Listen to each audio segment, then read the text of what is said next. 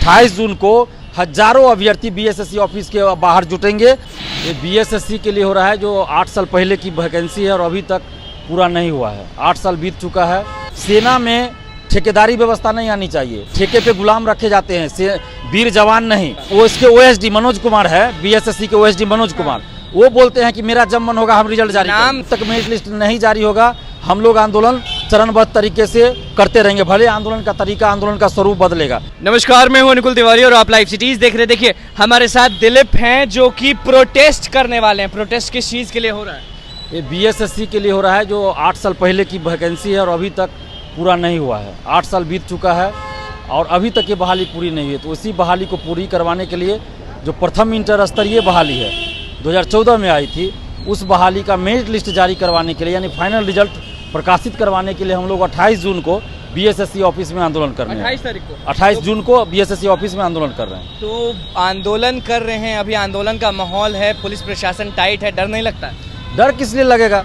ये हमारा मौलिक अधिकार है, शांतिपूर्वक आंदोलन करना हमारा संवैधानिक अधिकार है, मौलिक अधिकार है। तो किसी की औकात नहीं है कि हमारा मौलिक अधिकार कोई छीन सके, किसी की भी नहीं। संविधान में जब हमें हक दिया गया तो कौन छीन सकता है हमसे ये अधिकार? ऑफिस के बाहर कितने लोग रहेंगे? हजारों अभ्यर्थी आएंगे। हाँ, हिंसा नहीं होनी चाहिए, तोड़फोड़ नहीं होनी चाहिए। मैं शांतिपूर्वक लोकतांत्रिक तरीके से आंदोलन की बात कर रहा हूँ, वो हमारा संवैधानिक अधिकार। माहौल इतना बिगड़ा हुआ है प्रोटेस्ट को लेकर, सभी लोग बहुत अलर्ट मोड पे हैं, तो प्रदर्शन क्यों? प्रदर्शन इसलिए क्योंकि सरकार मजबूर कर रही है, बीएसएससी मजबूर कर रही है। 8 साल पहले की बहाली है और अभी तक ये बहाली पूरी नहीं हुई, तो आखिर स्टूडेंट्स क्या करेंगे? और बार बार हम लोग सोशल साइट्स के माध्यम से भी आवाज़ उठा रहे हैं कि आप मेरिट लिस्ट जारी कीजिए, फाइनल रिजल्ट दीजिए, लेकिन बीएसएससी उल्टा जवाब देती है। फ़ोन करके भी अभ्यर्थी जब पूछते हैं तो बोलते हैं मेरा जब मन होगा तब हम फ़ोन करके बोलती है कि मेरा जब मन होगा। वो इसके ओएसडी मनोज कुमार है, बीएसएससी के ओएसडी मनोज कुमार, वो बोलते हैं कि मेरा जब मन होगा हम रिजल्ट जारी नाम लेके बोल रहे हैं। डरते आप? बिल्कुल, हमको डर किस बात का होगा?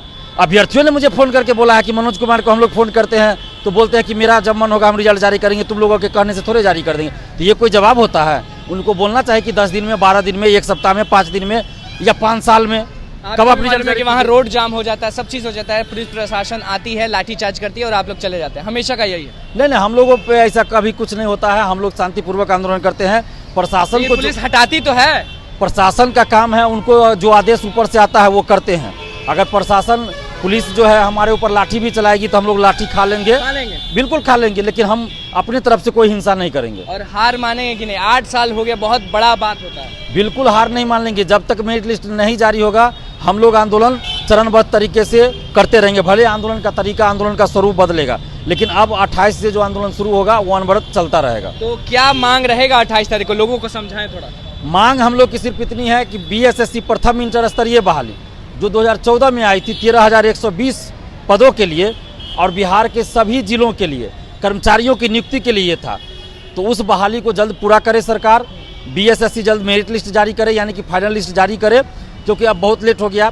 जब 8 साल में आप देखिए, 8 साल के दरमियान नीतीश कुमार जी 4 बार मुख्यमंत्री पद की शपथ ले चुके हैं, 2 बार वो गठबंधन बदल चुके हैं, 2 बार बिहार विधानसभा का चुनाव हो गया, लेकिन ये बहाली क्यों नहीं पूरी हुई अभी तक? तो ये बहाली अब पूरी होनी चाहिए। अब हम लोग बर्दाश्त नहीं करेंगे और कोई बहाना बीएसएससी का या बिहार सरकार का अब नहीं चलेगा। मेरिट लिस्ट हर हाल में जारी करना होगा। बीएसएससी ऑफिस के बाहर हजारों लोग जुटेंगे तो जुटेंगे, बिल्कुल। 28 जून को हजारों अभ्यर्थी बीएसएससी ऑफिस के बाहर जुटेंगे और शांतिपूर्वक हम लोग धरना देंगे। अभी अग्निपथ वाला प्रोटेस्ट खत्म नहीं हुआ कि बीएसएससी वाले खड़े हो गए? ये सरकार मजबूर कर देती है ना, बिहार सरकार हो या केंद्र सरकार। देश के युवाओं के साथ लगातार अन्याय हो रहा है, उनका शोषण हो रहा है। इसके बारे में क्या कहेंगे? अग्निपथ सेना के अभ्यर्थियों के साथ जो हो रहा है, गलत हो रहा है, सही हो रहा है? देखिए, बिल्कुल गलत हो रहा है। सेना में ठेकेदारी व्यवस्था नहीं आनी चाहिए, ठेके पे गुलाम रखे जाते हैं, वीर जवान नहीं। मैं उस चीज़ का विरोध कर रहा हूँ कि आप सेना में ठेकेदारी क्यों ला रहे हैं। बिहार में ठेकेदारी व्यवस्था लाई गई शिक्षा में, शिक्षकों की बहाली में। देखिए क्या हाल हुआ शिक्षा व्यवस्था का, स्कूली शिक्षा का। आप देखिए बर्बाद हो गया शिक्षा। अब आर्मी में आप 4 साल के लिए ठेकेदारी ला रही तो बिल्कुल गलत है।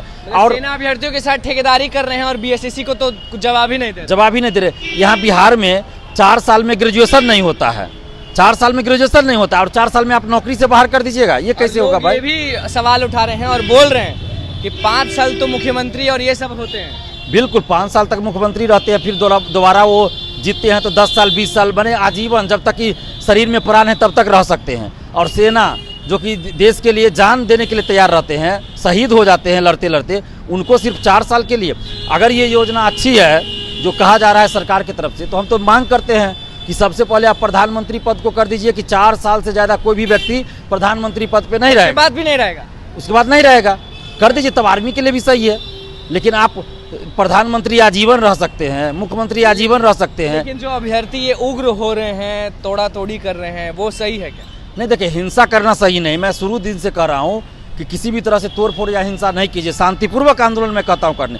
ये जो हिंसा हुई है ये सिर्फ और सिर्फ सरकार के वजह से हुई है। सरकार जो गलत योजना थोपना चाह रही है और उसके बचाव में सरकार जो एक से एक कुतर्क दे रही है, उससे छात्र आक्रोशित हो जा रहे हैं और उस भीड़ में 2-4 उपद्रवी तत्व घुस कर हिंसा करते हैं। छात्र हिंसा नहीं करते, छात्र हिंसा नहीं करते, बिल्कुल नहीं, छात्र हिंसा नहीं करते। 2-4 पॉलिटिकल पार्टी वाले और 2-4 उपद्रवी तत्व, हो सकता है 2-4 लोगों कोचिंग के, किसी कोचिंग के हो, ये भी हो सकता है, कोचिंग के हो सकते हैं। हाँ। ये जांच का विषय है, प्रशासन जांच कर रही है, लेकिन छात्र हिंसा नहीं कर सकते। छात्रों को उकसाया गया है और भीड़ में कुछ उपद्रवी तत्व घुसकर हिंसा करके वो लोग फरार हो गए हैं। तो हिंसा तो नहीं होगा बीएसएससी ऑफिस के बाहर? बिल्कुल बिल्कुल हिंसा नहीं होगी। सरकार चाहे तो गोली चलवा दे हम लोगों पे, हम लोग हिंसा फिर भी नहीं करेंगे। मतलब बीएसएससी ऑफिस के बाहर गोली चलेगा फिर भी आप लोग हटेंगे नहीं?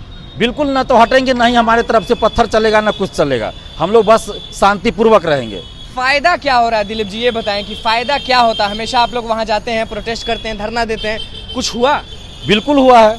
इससे पहले भी हम लोग जब आंदोलन किए तो काउंसलिंग हुआ, उससे पहले जब आंदोलन किए तो मेंस की परीक्षा हुई, मेंस का रिजल्ट आया, पीटी का रिजल्ट सिर्फ आंदोलन की वजह से ही हुआ। आज देखिए बीपीएससी पेपर लीक को हमने उजागर किया तो सिर्फ और सिर्फ आवाज़ उठाने के बाद ही पेपर लीक जो हुआ वो कैंसिल भी हुआ, पेपर परीक्षा रद्द हुआ और जांच भी बैठा और कितने लोग, अभी 15 लोग गिरफ्तार भी हुए। लोगों की जो उम्र है वो बीतती जा रही है। उम्र तो 8 साल हो गए, अब 10 साल होंगे या 15 साल हो गए। हजारों अभ्यर्थी इसमें हैं जो मानसिक रूप से प्रताड़ित हो रहे हैं पिछले 8 साल से। अब तो पिछले 6 महीना से तो बहुत ज़्यादा प्रताड़ित हो रहे हैं लोग और समाज में भी बहिष्कृत हो रहे हैं लोग। आसपास के लोग बोलते हैं कि ये लोग झूठ बोल रहा है कि इनका रिजल्ट हो गया। अब कैसे समझाए? वहाँ जो लोग पहुँचते हैं उन पे सवाल भी होता है कि आप लोग झूठ बोल रहे हैं। बिल्कुल सवाल, वो बोलते हैं कि भाई कैसा बहाली है कि आप रोज बोलते हैं हम पास हो गए, आपको नौकरी नहीं मिला, आप घर पे बैठे हुए हैं, विश्वास ही नहीं हो रहा है। अब वो कैसे समझाए कि बिहार सरकार की प्रूफ तो है ना, प्रूफ है ना लोगों के आप पास। जो लोग पढ़े लिखे नहीं है, गाँव के हैं, वो लोग कैसे इस प्रूफ को मानेंगे? स्वाभाविक ही नहीं है। पढ़े लिखे लोग नहीं मान रहे हैं तो जो मूर्ख है, जो पढ़े नहीं, अनपढ़ है, वो कैसे मानेंगे कि भाई काउंसलिंग हो गया तो आपकी नौकरी हो गई? मतलब 8 साल का गुस्सा और 8 साल का गम सब चीज निकलेगा 28 जून को। बिल्कुल निकलेगा 28 जून को, क्योंकि इन लोगों का एक दिन का वेतन नहीं रुकता है। 1 महीना का वेतन रुक जाए, 1 दिन का रुक जाए तो हाहाकार मचा देंगे ये लोग।